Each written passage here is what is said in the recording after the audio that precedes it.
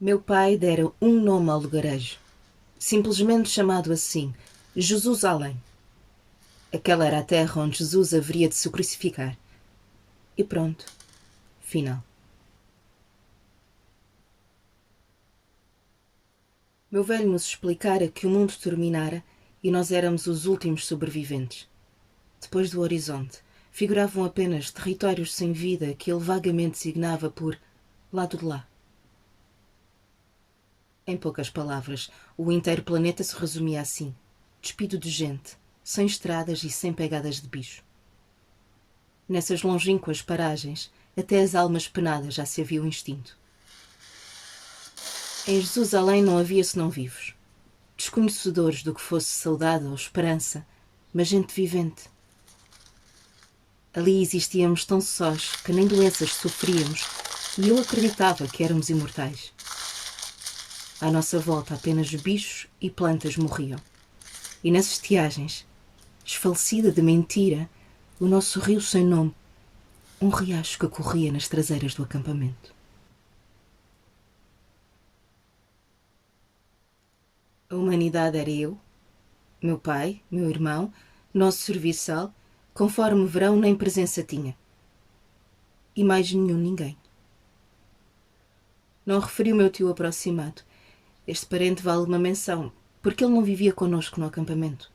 Morava junto ao portão da entrada da cotada, para além da permissível distância, e apenas nos visitava de quando em quando, entre nós e a sua cabana. Ficava a longura de horas e feras.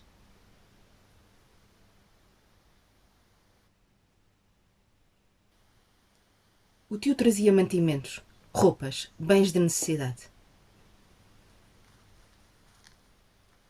Meu pai, nervoso, saía ao encontro do caminhão onde se amontoavam as encomendas. Interceptava o visitante antes que o veículo invadisse a vedação que circundava o casario. Aproximado, era forçado a lavar-se, para não trazer contaminações da cidade. Depois do banho, meu pai desbagageava o caminhão, apressando as entregas, abreviando as despedidas. Num volátil instante, mais breve que um bater de asas, ante o nosso olhar angustiado, meu tio voltava a extinguir-se, para além do horizonte. Esta humanidadezita, unida com os 5 dedos, estava afinal dividida. Meu pai, o tio e o serviçal tinham pele escura. Eu e meu irmão éramos igualmente negros, mas de pele mais clara. Ninguém é de uma raça. As raças são fardas que vestimos, dizia o meu pai.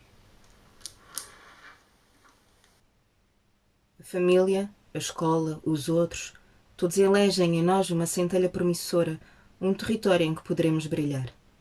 Uns nasceram para cantar, outros para dançar, outros nasceram simplesmente para serem outros. Eu nasci para estar calado. Minha única vocação é o silêncio. Tenho inclinação para não falar, um talento para apurar silêncios.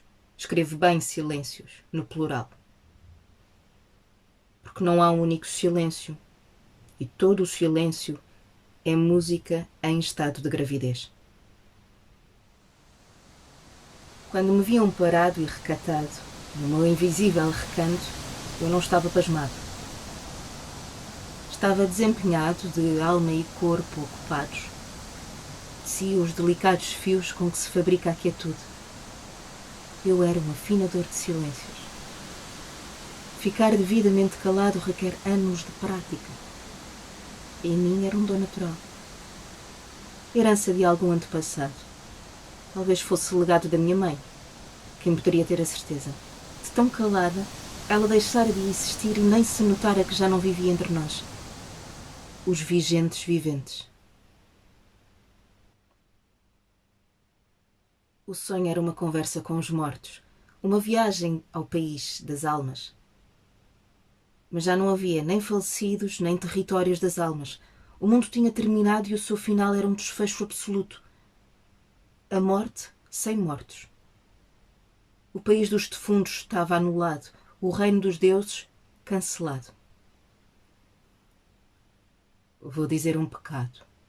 Deixei de rezar quando você nasceu. Uns têm filhos para ficarem mais perto de Deus. Ele se converter em Deus desde que era meu pai.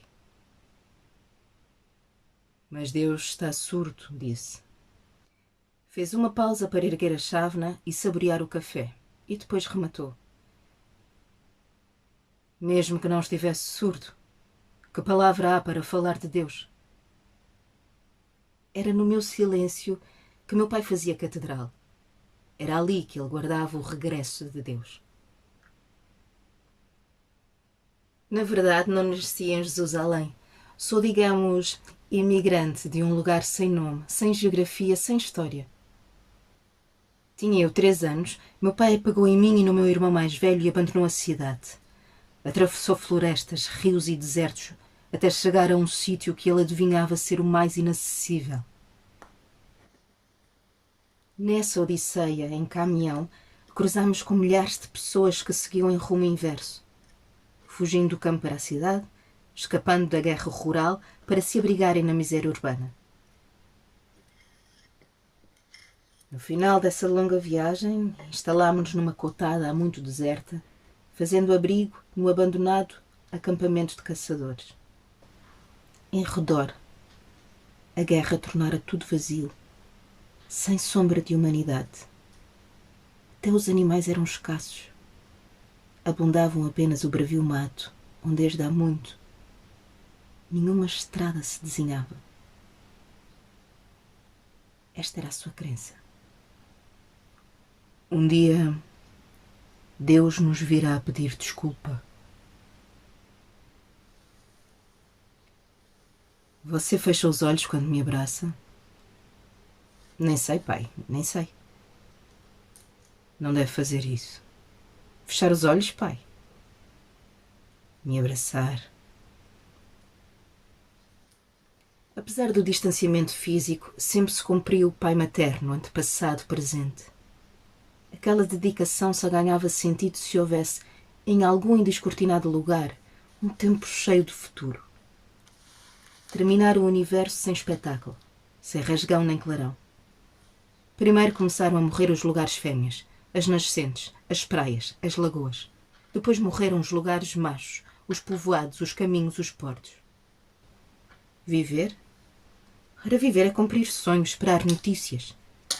No princípio ele queria um lugar onde ninguém se lembrasse do seu nome. Agora ele próprio já não se lembrava quem era. Velhice não é idade. É um cansaço. O tal caminhão, a Arca de Noé motorizada, chegou ao destino, mas desfaleceu para sempre, à porta daquilo que viria a ser a nossa casa. Ali apodreceu.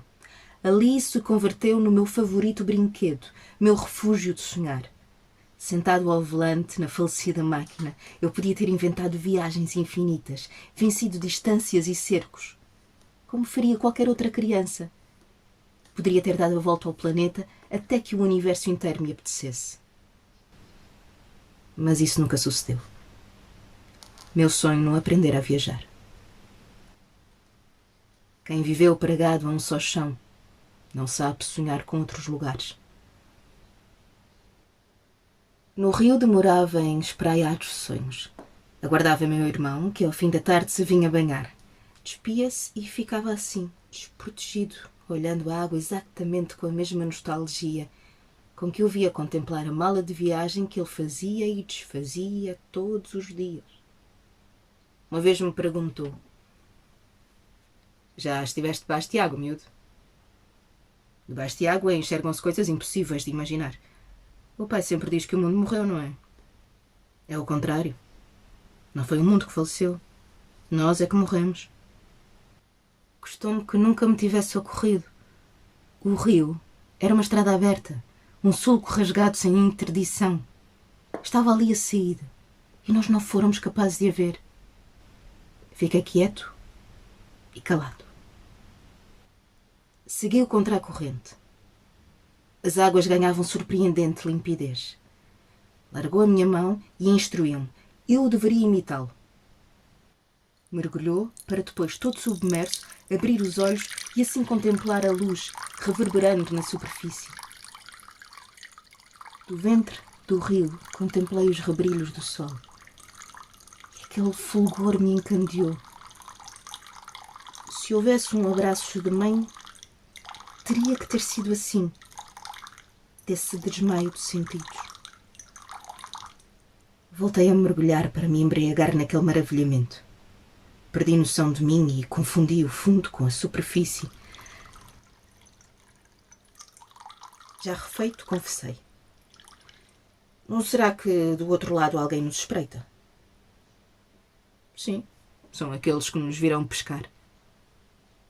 Disse buscar, pescar.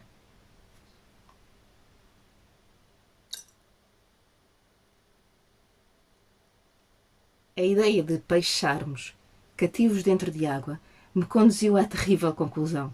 Os outros, os do lado do sol, eram os vivos, as únicas criaturas humanas. É mesmo verdade que estamos mortos? Só os vivos podem saber, mano. Só eles. Continuei regressando à curva do rio e no romance das águas me deixava afundar.